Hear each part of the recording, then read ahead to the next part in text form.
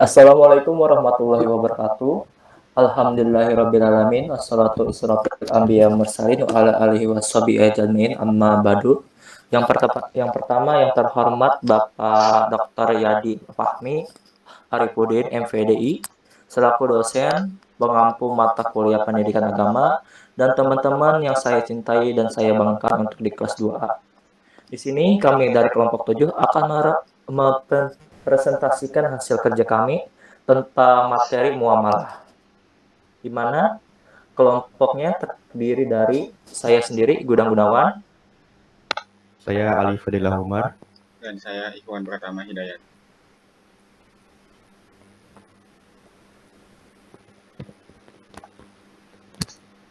Baik, untuk pengertian muamalah penjelasan oleh saya sendiri.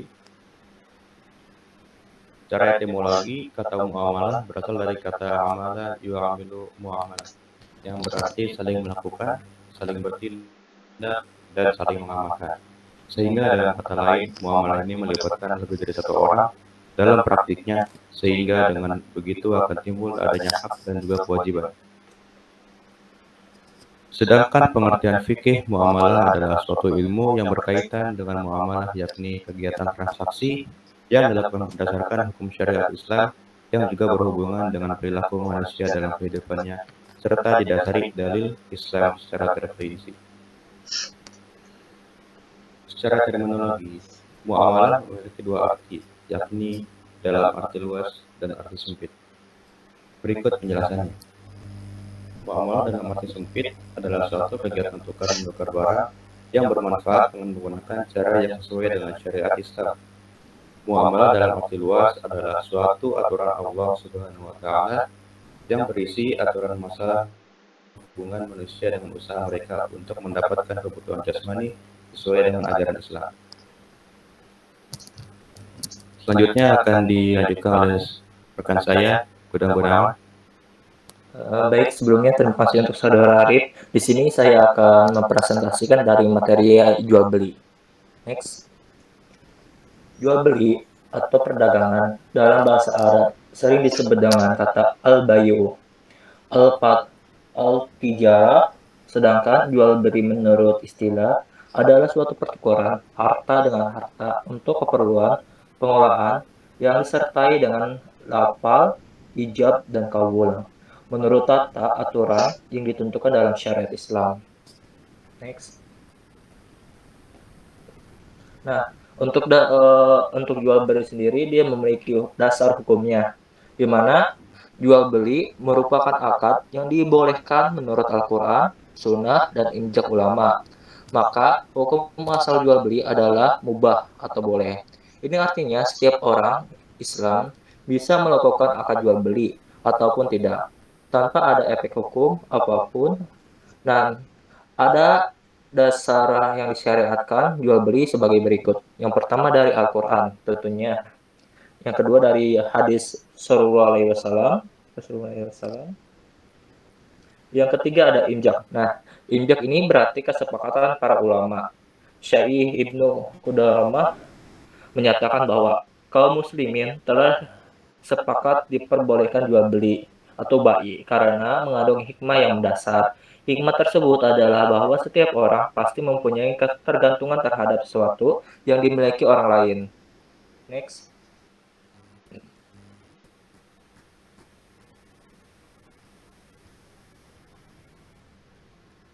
Nah, di sini ada rukunnya, rukun jual beli, di mana rukun jual beli adalah ketentuan yang wajib dalam transaksi jual beli. Jika tidak terpenuhi, maka jual beli tidak sah. Mayoritas ulama menyatakan bahwa rukun jual beli ada 4, yaitu pertama, penjual dan pembeli atau akidain.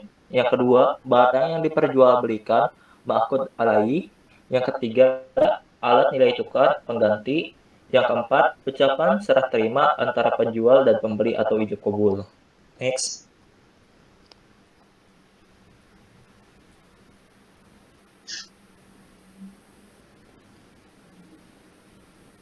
Nah, di sini ada syaratnya. Syarat jual beli.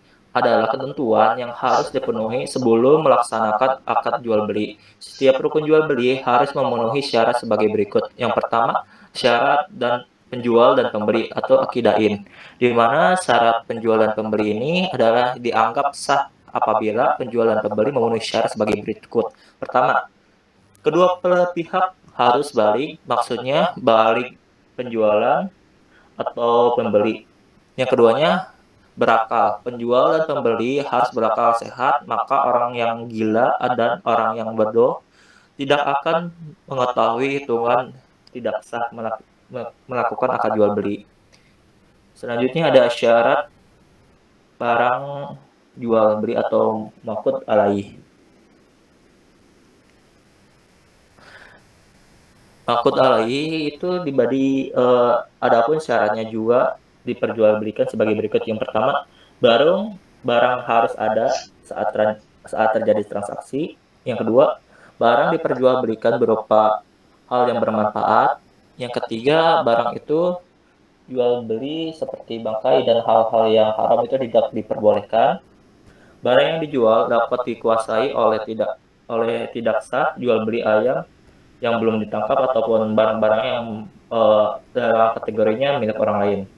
Yang ketiga, alat untuk tukar menukar barang. Di mana alat untuk tukar menukar barang ini haruslah alat yang bernilai dan diakui secara hukum penggunaannya. Adapun syaratnya, pertama, harga harus disepakati kedua belah pihak dan disepakati. Nilai kesepakatan itu dapat disertai langsung pada waktu transaksi jual. Apabila jual beli dilakukan secara barter, bukan berupa uang tetapi berupa barang. Yang terakhir ada ijab dan kabul, di mana ijab kabul ini dilakukan oleh pihak penjual barang dan kabul dilakukan oleh pembeli barang.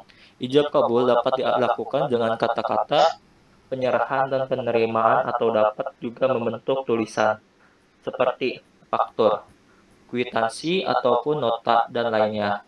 Hal utama yang ada dalam jual beli adalah kerataan kedua belah pihak. Kerataan ini dapat dilihat pada saat akad jual beli langsung dan ijab kabul harus diucapkan secara jelas dalam transaksi. Next.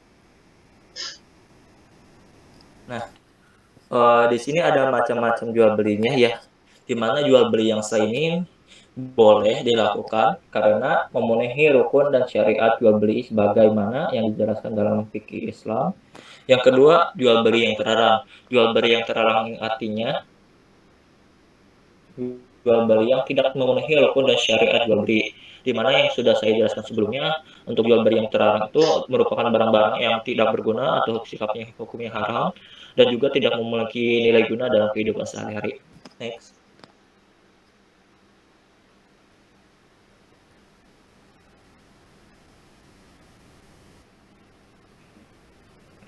Baik, selanjutnya hutang.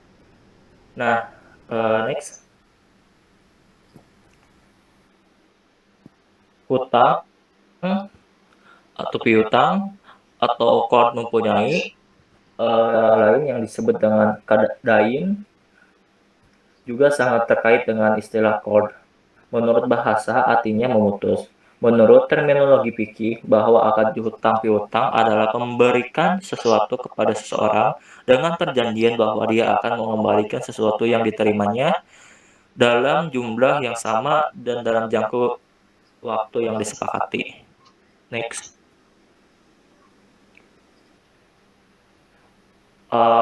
Adapun dasar hukum yang melandasi hutang itu, pertama,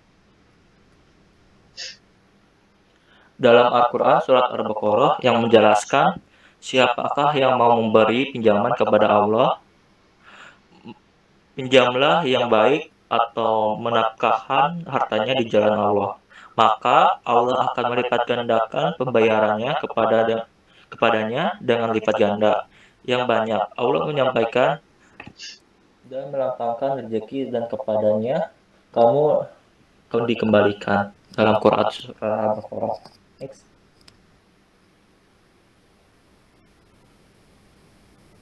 Hukum utang piutang, pertama, adalah mubah.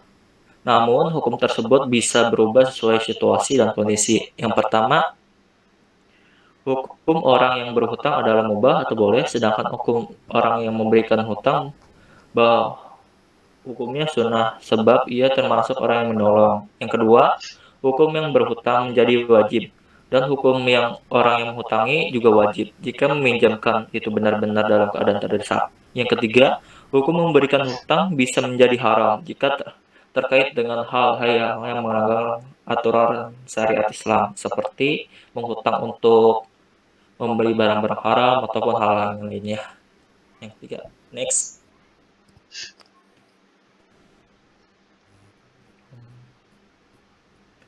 Yang selanjutnya, rukun dan syarat hutang.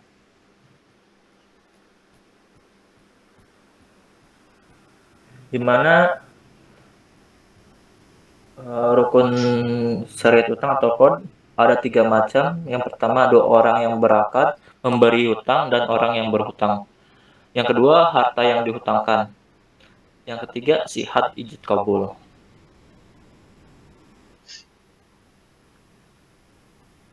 Di mana yang pertama itu untuk contohnya syariatnya, pertama pemberi hutang antara lain ahli tabaru.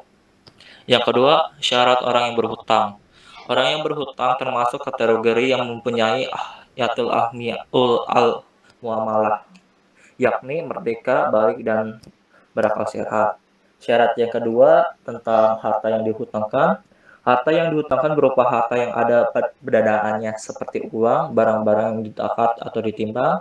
Yang terakhir, harta yang dihutangkan sedikit kadarnya. Yang ketiga, sihat ijab kabul.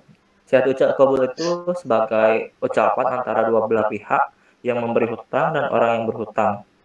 Ucapan ijab kabul itu seperti saya mengutangimu atau memberimu hutang dan diucapkan kabul kepada yang berhutang, saya menerima atau saya ridha dan sebagainya. Next. Jadi, nah, di sini ada tambahan dalam hutang piutang. Di mana untuk tambahan hutang piutang itu dibagi menjadi 2 macam. Pertama, penambahan yang disyariatkan. Penambahan yang disyariatkan itu demikian, ini dilarang berdasarkan injak atau kesepakatan para ulama. Begitu juga memanfaatkan yang disyariatkan. Seperti perkataan, aku memberimu hutang kepadamu dengan syariat, kamu memberi hak kepadaku untuk memakai sepatumu ataupun menggunakan motormu. Jadi beliau mengutang dengan ada suatu jaminan itu. Yang kedua, penambahan yang tidak disyariatkan. Ketika seseorang melunasi hutang, kemudian memberi tambahan melebihi hutangnya sebagai wujud balas budi ataupun terima kasih karena sudah ditolong sehingga terbebas dari kesulitan, maka hukumnya boleh. Next. Nah, di sini ada tambahannya dalam hutang piutang itu ada adanya juga dan tujuan dari hutang piutang. Di mana untuk tujuannya adalah hikmah yang dibolehkan hutang piutang adalah memberi kemudahan bagi umat manusia dalam pergaulan hidup karena umat manusia itu ada yang berkecukupan dan ada yang kekurangan. Orang yang kekurangan dapat memanfaatkan hutang dari pihak yang berkecukupan dengan syarat dia harus memenuhi dengan syariat-syariat Islam juga dengan kebutuhannya di sehari-hari. Next.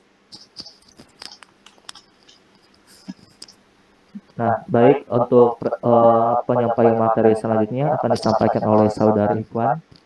Untuk Saudara Ikhwan, silakan. Oke, baik. Terima kasih pada Saudara Gudang.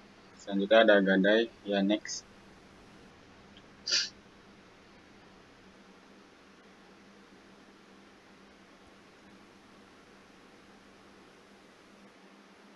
Oke.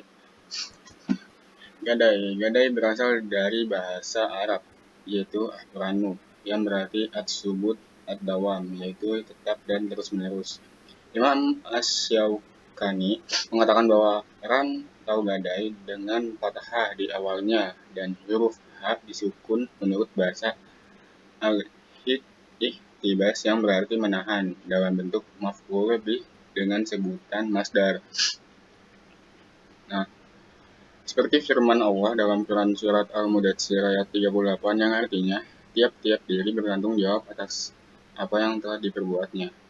Nah, sedangkan gadai menurut istilah adalah akad hutang piutang dengan menjadikan suatu harta sebagai jaminan hutang tersebut. Dalam pengertian sempit, gadai juga bisa berarti harta yang menjadi jaminan atas hutang tersebut. Next.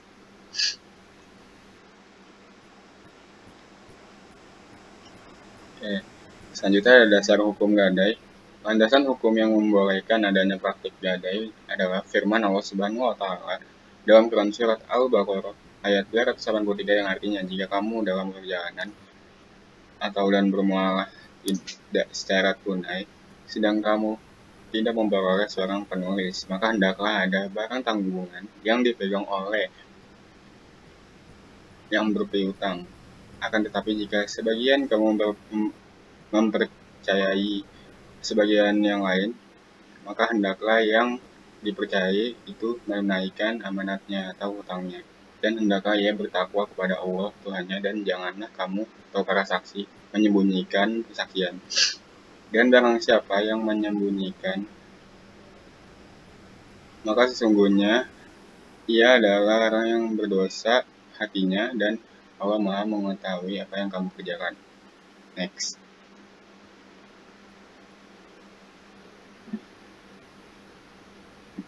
Oke, selanjutnya ada rukun gadai. Tidak akan sah suatu akad tanpa adanya unsur-unsur yang menjadi rukun serta syaratnya.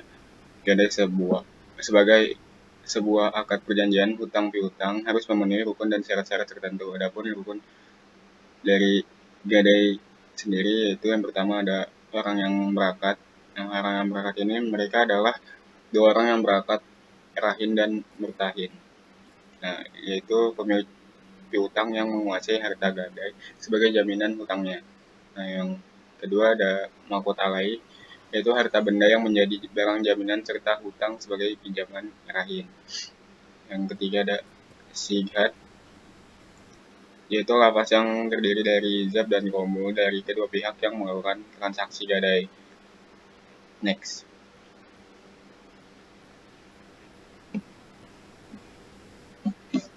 Oke, selanjutnya ada materi kerjasama.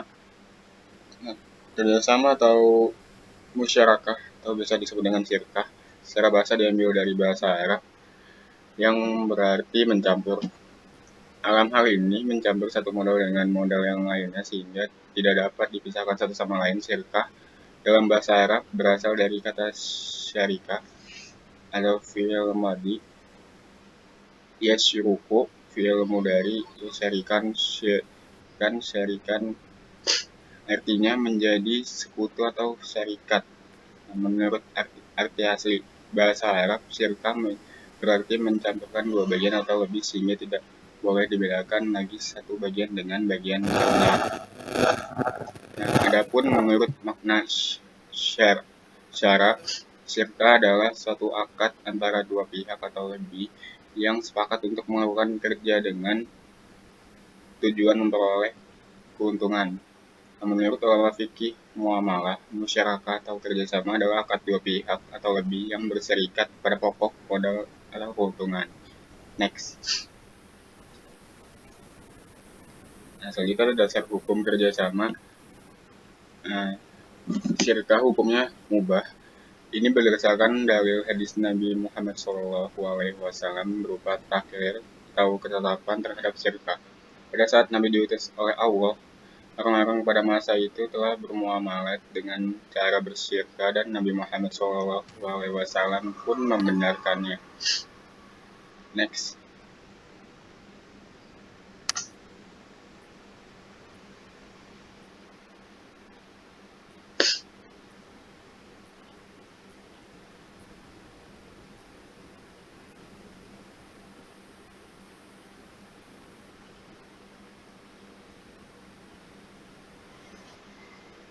Next.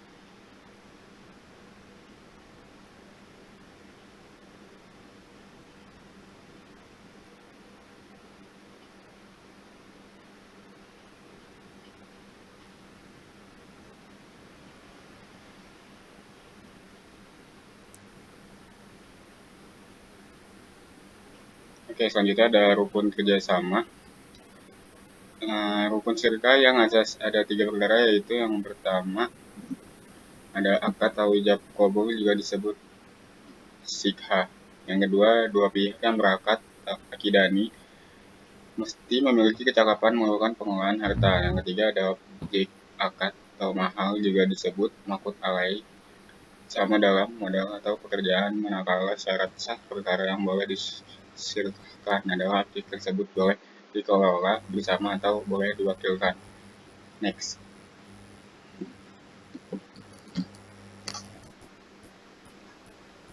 Oke, selanjutnya ada sewa menyewa yang akan disampaikan oleh saudara Alif Fadil Umar. Tidak tempat dipersilakan.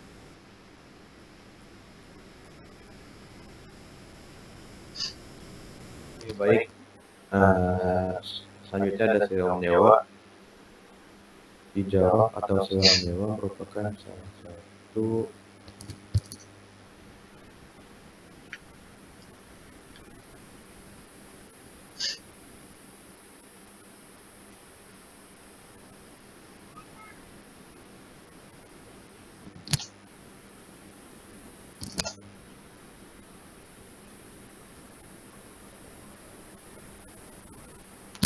Oke, selanjutnya ada sewa menyewa. Ijarah atau sewa menyewa merupakan salah satu akad muawadah, yaitu transaksi yang bertujuan untuk mendapatkan keuntungan atau manfaat material. Akad ijarah termasuk akad bernama al-uqud al-musamah, yaitu akad yang batasan-batasannya ditentukan dalam Al-Quran dan hadis. Sementara kebalikannya adalah akad tidak bernama al-uqud ghair al-musamah, yaitu akad-akad baru yang kriterianya dan ketentuannya tidak ditentukan secara langsung dalam Al-Quran dan Al-Hadis. Dasar hukum sewa menyewa. Dasar hukum sewa menyewa dalam akad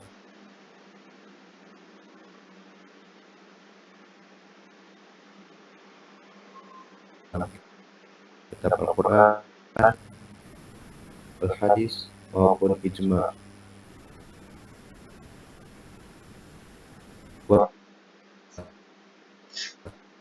Tentang adanya ijma al-ummah, bukan ijma al-ulama. Pada zaman sahabat Nabi Muhammad SAW mengenai boleh akad ijarah karena adanya kebutuhan nyata bagi masyarakat untuk melakukan hal tersebut, sebagaimana kebutuhan nyata atas akad jual beli.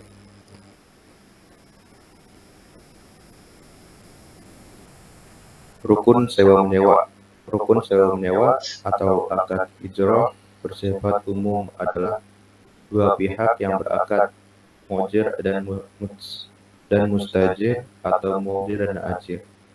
Al-ma'qud alaih atau mahal al-manfaat atau tempat terjadinya manfaat. Yang ketiga, manfaat.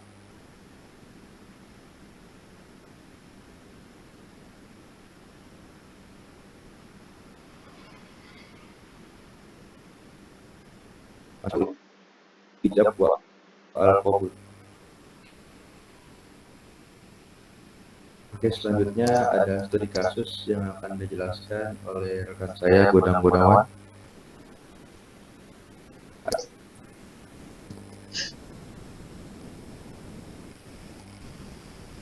Rekan Godang Gunawan.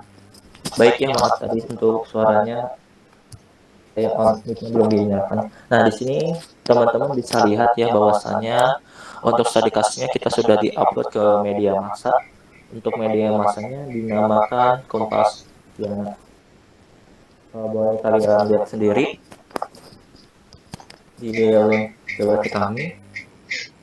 Nah, di sini untuk artikelnya kita menganalisis dua kasus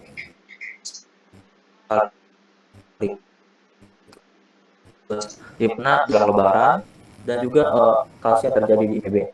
Nah, untuk judul artikel kita itu membahas tentang pinjaman ilegal. Nah, dalam ini banyak hal yang bisa dilakukan secara online, termasuk mendapatkan pinjaman. Pinjaman online adalah bentuk layanan keuangan yang memungkinkan seseorang untuk meminjam uang secara online melalui platform digital. Layanan ini telah menjadi populer karena mudah diakses dan memiliki proses yang cepat. Namun, di balik kemudahan dan kenyamanan yang ditawarkan, ada beberapa risiko yang perlu diperhatikan. Salah satu keuntungan utama dari pinjaman online adalah kemudahan dalam mengaksesnya, tidak seperti pinjaman konvensional di mana Anda harus datang ke bank ataupun ke koperasi, mengisi banyak formulir dan menunggu berhari-hari, bahkan berminggu-minggu. Untuk mengetahui hasilnya dengan pinjaman online, Anda hanya perlu mengakses platform digital, mengisi formulir yang aplikasi, dan menunggu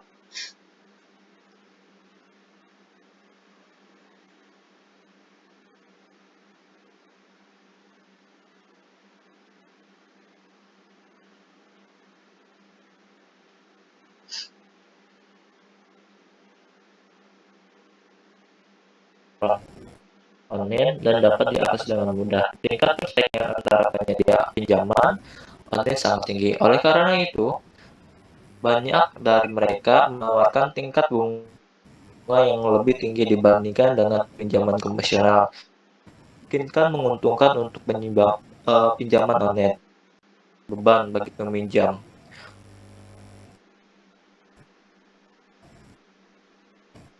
Pinjaman, pinjaman tanpa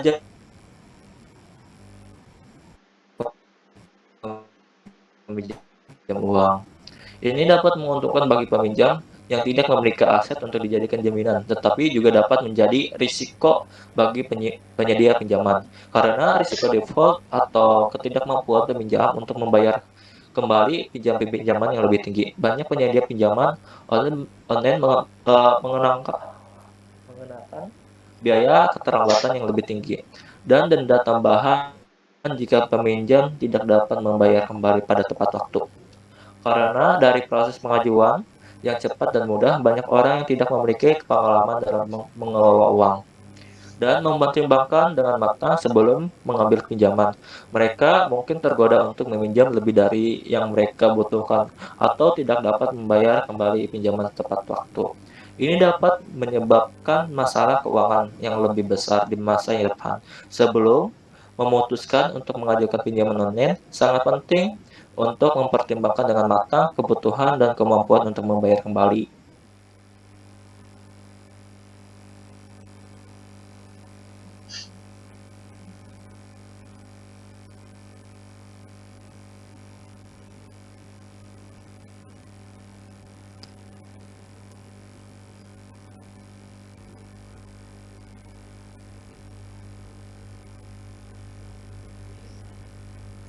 Oke, selanjutnya ada otoritas jasa keuangan mengingatkan masyarakat agar berhati-hati terhadap penawaran investasi ilegal dan pinjol ilegal jelang Lebaran. Tawaran semakin marak karena tahu masyarakat mendapat tunjangan dari hari raya atau banyak pengeluaran sehingga butuh pinjaman. OJK meminta agar masyarakat selalu ingat 2L, yakni legalitas dan logis.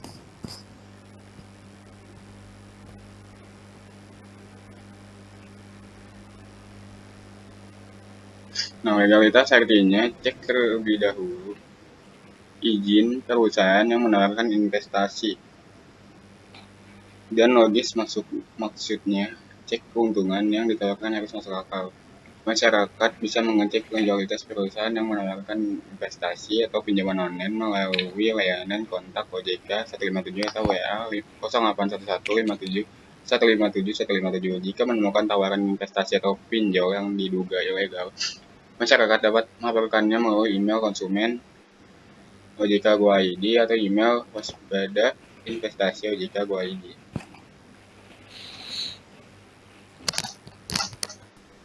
Oke, selanjutnya pada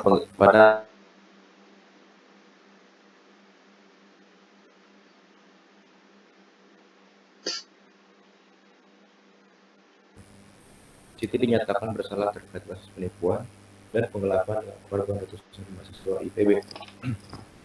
Siti ditangkap setelah membuat ratusan mahasiswa IPB dan mahasiswa dari kampus lain terjerat pinjaman online. Total kerugian dari para mahasiswa itu mencapai miliaran rupiah. Uang hasil menipu mahasiswa itu dipakai untuk kepentingan pribadi Siti. Sejumlah modus dijalankan oleh dia sehingga membuat perusahaan untuk tertipu. Mereka ditagih utang berkisar 3 sampai 13 juta rupiah untuk penjualan online yang ternyata tidak menguntungkan. Mereka diduga diminta investasi ke usaha tersebut dengan keuntungan 10% per bulan dan meminjam modal dari pinjol dan keuntungan tidak sesuai dengan cicilan yang harus dibayarkan kepada pinjaman online hingga para mahasiswa mulai resah saat ditagih debt kolektor dan sebagiannya melapor ke Polresta Bogor Kota. Mahasiswa korban penipuan investasi fiktif juga terjerat pinjol di Bogor bertambah menjadi 323 orang. Meraup uang 2,3 miliar yang didapat dari ratusan korban untuk bagi lubang. Siti menggunakan uang itu untuk menutupi kebutuhan pribadinya hingga membayar cicilan utang pinjol. Untuk mengatasi hal itu, pihak IPB dan pemerintah ikut andil dalam kasus tersebut dengan membuka posko pengaduan bagi mahasiswa, mempersiapkan bantuan hukum untuk mahasiswa tertipu, melakukan upaya peningkatan literasi keuangan untuk para mahasiswa, dan membentuk badan negosiator kepada pihak pinjol. Dan dari pemerintah memberikan bantuan sebagai badan hukum dan penegak keadilan bagi pelaku dan perlindungan bagi korban.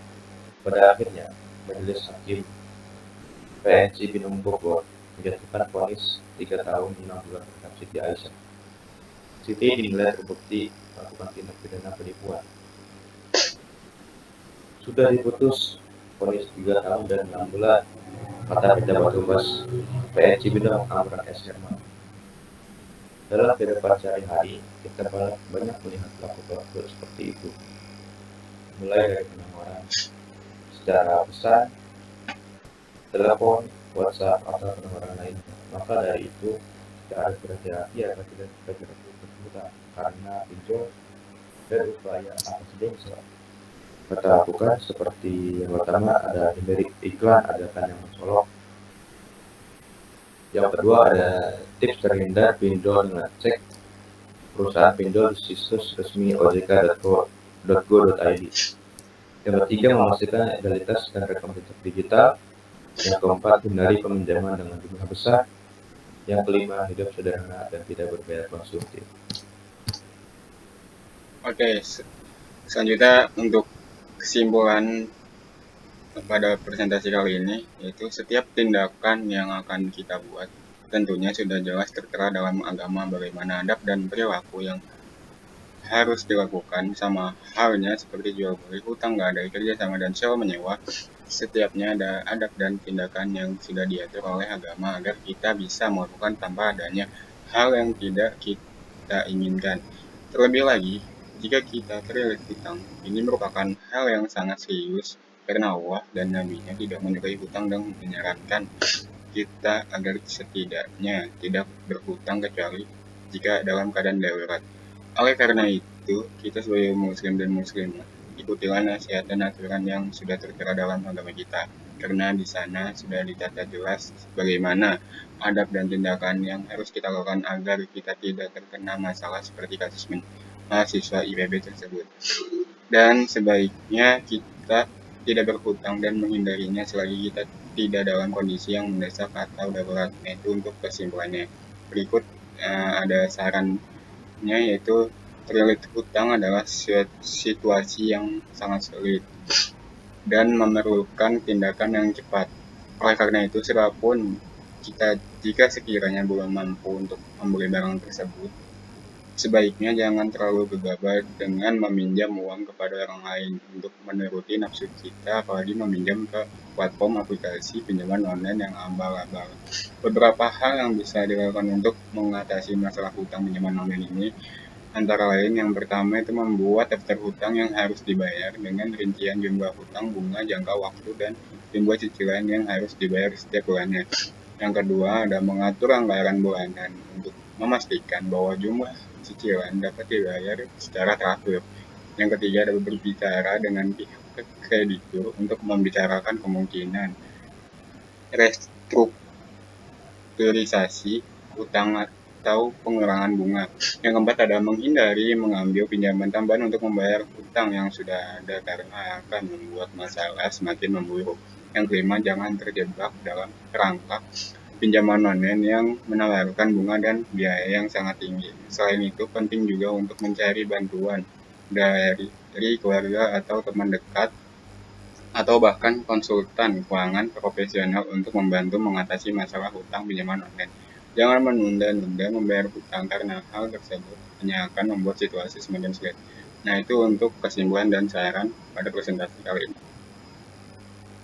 Baik ya teman-teman, bisa kita maknai dan bisa kita lihat juga bahwasanya untuk pinjaman online itu banyak sekali di lingkungan sehari-hari kita, bahkan untuk yang sering kita gunakan itu kayak pay later ataupun hal-hal yang memenuhi nilai-nilai ekonomi gitu ya, kayak beli barang bayar nanti, itu kan merupakan suatu pinjaman ya, dimana nantinya juga akan berbunga. Kalau misalkan kita lihat banyak contoh-contohnya seperti yang pernah terjadi di teman saya yang mengambil pinjaman online di suatu platform media sosial, di suatu platform media aplikasi. Dia mendapatkan bunganya 6% per bulan, dimana jika tidak dibayar tentunya bunga ini akan semakin tinggi, dan hal itu berbahaya bagi kita agar nantinya kita tidak terlilit utang. Mungkin untuk sekian untuk presentasi dari kelompok kami tentang materi muamalah. Mudah-mudahan apa yang kita jelaskan yang barusan itu bermanfaat untuk kita, dan mudah-mudahan kita juga paham dan mengerti tentang materi muamalah ini, dan nantinya mudah-mudahan dengan kita mengerti tentang materi muamalah, kita akan jauh berkembang lagi di masa depannya. Dan untuk bagi teman-teman yang lainnya, bagi yang mau bertanya ataupun hal-hal yang lainnya, bisa kalian komentar di YouTube kami.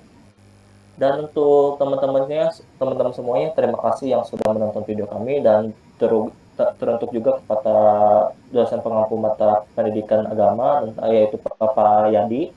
Terima kasih dari kelompok kami. Kami tutup. Wabillahi taufiq hidayah. Wassalamualaikum warahmatullahi wabarakatuh. Dan kami dari kelompok 7 mengucapkan minal aidin wal faizin, mohon maaf lahir dan batin. Dan terima kasih. Wabillahi taufiq hidayah. Wassalamualaikum warahmatullahi wabarakatuh. Bye bye.